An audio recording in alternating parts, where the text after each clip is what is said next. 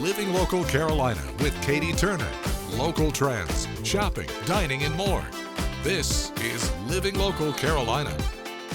Well, thanks so much for joining us today here on Living Local Carolina. I've got a really special story today. I am joined in studio by Michelle Apple. Michelle, how are you doing? I'm doing fantastic. Thank you for having me. I'm so excited to share your story. Let's go get right into it here. So I'm actually this week, a 5-year breast cancer survivor. Congratulations. And thank you. And for many breast cancer patients, that's a huge milestone.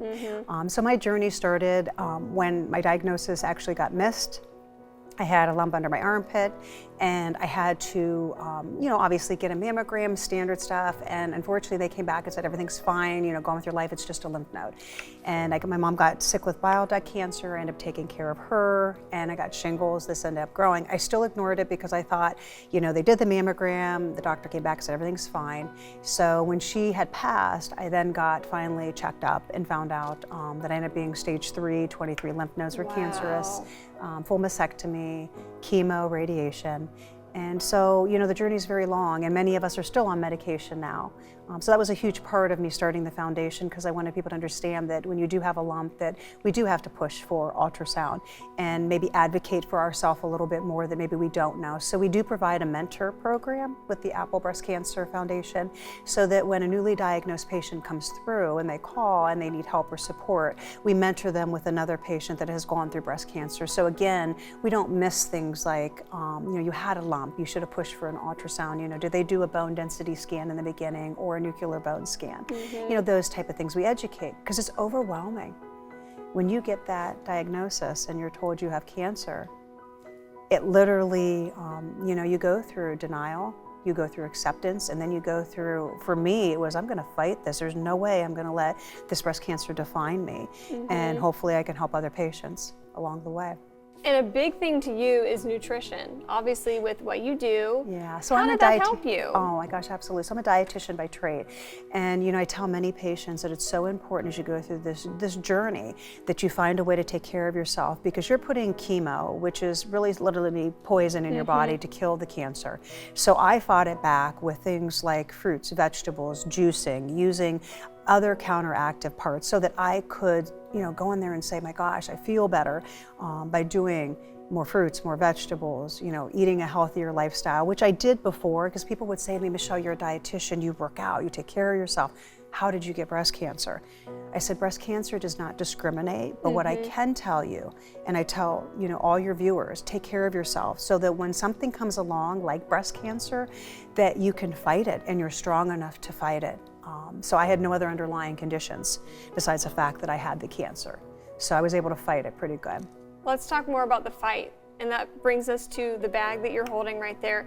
You're able to really pay this forward now and help patients that are going through the exact same thing that you did. Yeah, so I wanted to educate, advocate. Our foundation helps with medical bills and travel expenses. And then the other special thing we do is the comfort bags. And why these are so important, I got a comfort bag as I was going through my treatments. And it contains things like a blanket, a message of hope, and then the message of hope that we did last year was from 7th and 8th graders. They actually drew pictures and they wrote messages, just simple things like, I'm thinking of you.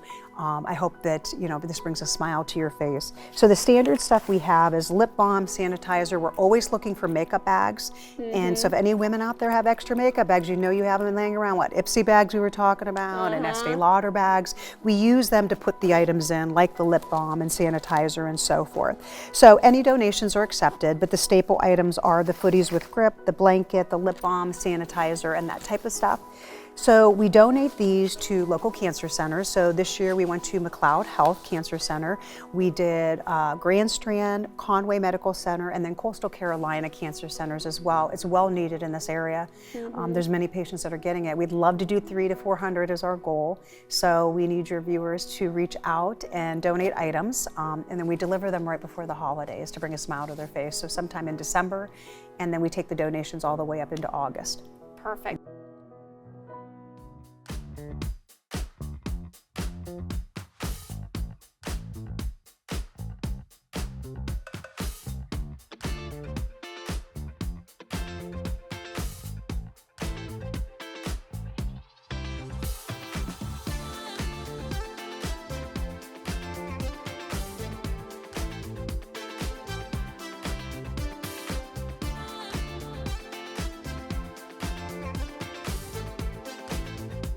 We'll be back right after this break with more Living Local Carolina.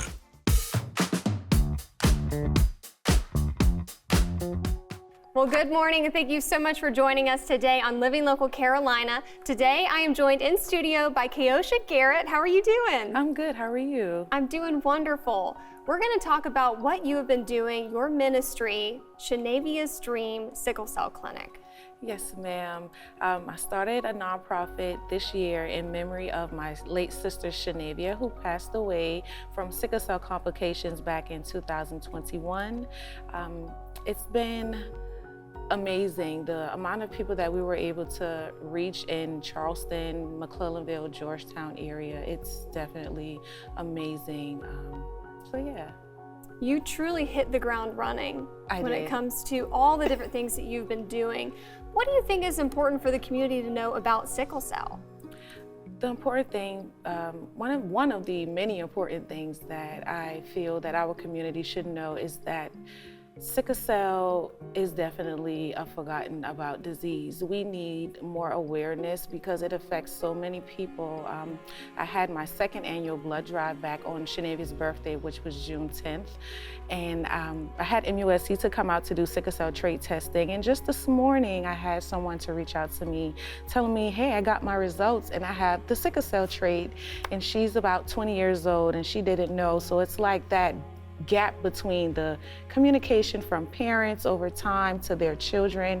Sometimes they forget to let their kids know, hey, you have the trait. Try not to mate with someone else that has the trait because then their child will have sickle cell, which in my case, that's what happened to my sister because my mom knew, but my dad, he didn't.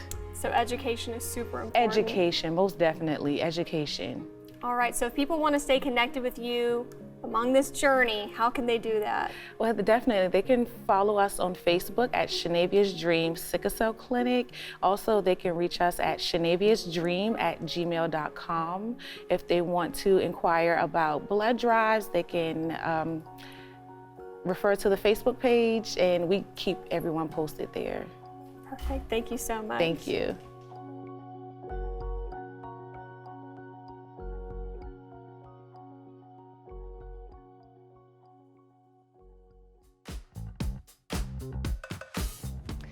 Well, today I am joined by Cecile Walks Peace, an author. I am so happy to talk to you today. How are you doing? Same here. I'm great. I'm blessed. Thank you for having me. Well, this is such a treat. We're going to be talking about your book, Gigi's Gems, that you just released this year. This was a huge deal. Yes, ma'am. Yes, it was. Tell me, there's a story behind this. There's a story behind Gigi's Gems. Gigi's Gems is loosely based on my mom, Irma Walks, and her bout with dementia. So the story, Gigi's Gems, is a children's picture book, beautifully illustrated by Cameron Wilson. And it's about 3 children and their great-grandmother, their queen, Gigi. I love it, I love it. So tell me, what was your inspiration to start writing this book? You've been an author for quite some time, right? I have. So I've done some ghost writing on a few projects, both here and also on the continent of Africa with some friends. And now it's just an opportunity for me to release Gigi's Gems, pretty much to just tell the story of how dementia is affecting our family, to allow our children to have an opportunity to talk about some tough topics. Tough topics that you illustrate and talk about beautifully, but tell me, how do you make that palatable for children? So one of the things about children is that if you give them the opportunity to understand, if I can understand it, then with my teaching background, I've been able to teach them how to understand tough topics. So oftentimes it's just an opportunity to empower them. And in this particular story, the children are trying to unlock Gigi's memories. And they find that they have to dig a little bit deeper than just on the surface of Gigi's favorite times with them. And it's the youngest one that finds the key to unlock those memories. Oh, yes. Very interesting. All right, so tell me, for anyone who wants to read this book, where can they purchase it? They can purchase this book, Target, Amazon. It's purchased online. It's also at Black Sugar and Spice Books. It was picked up as well there. And so it's an online purchase. And if people want to stay, with you while you write more books in the future, social media? Yes, social media. Find me on IG as well as on our website, walksinpeace.com.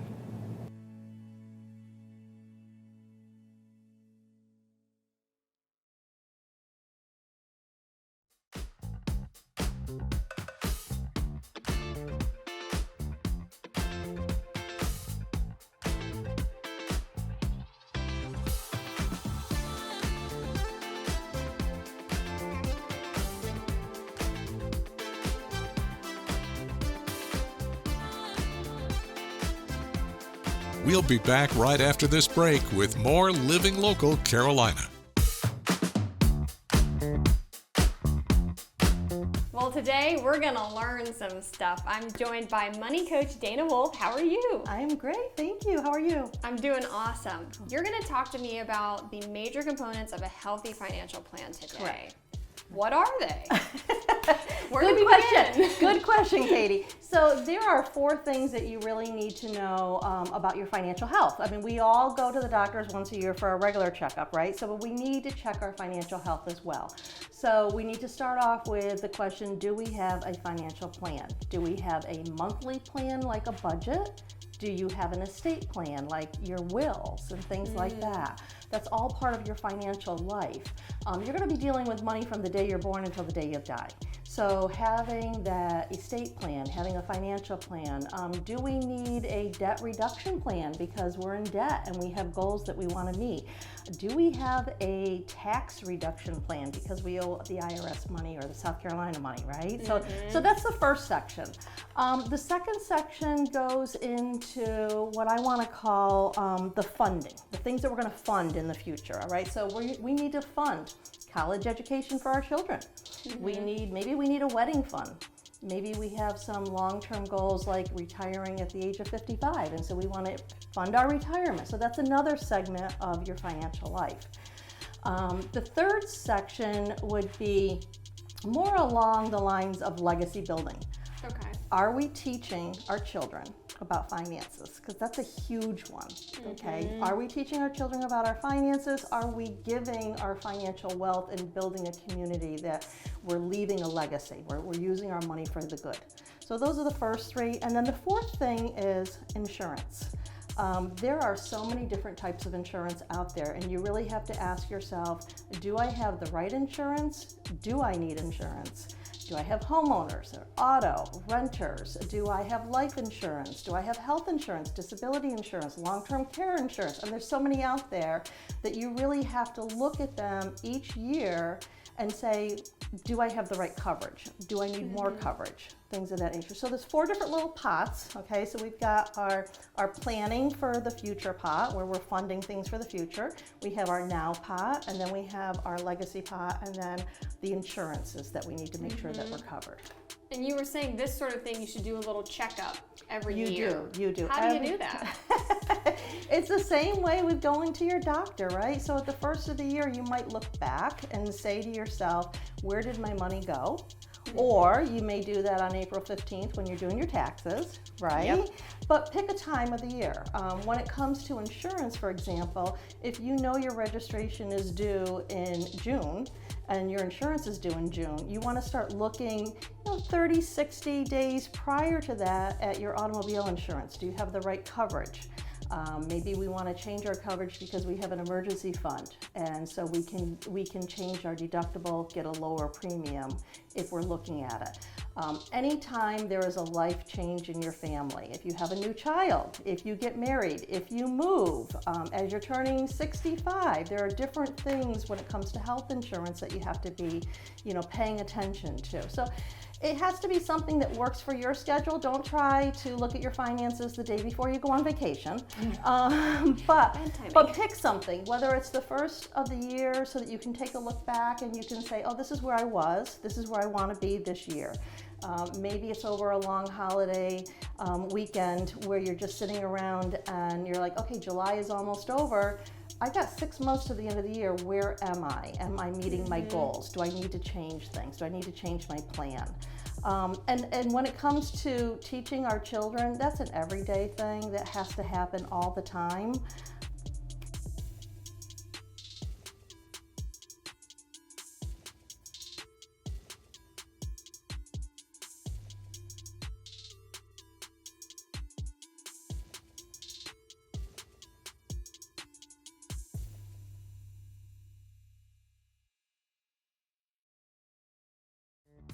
Don't forget to like our page on Facebook and follow us on Instagram and Twitter.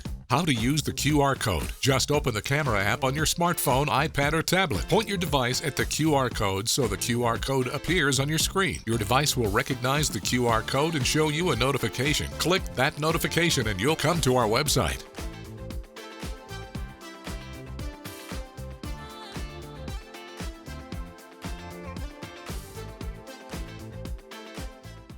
Living Local Carolina, weekday mornings at 9:30 on WBTW News 13.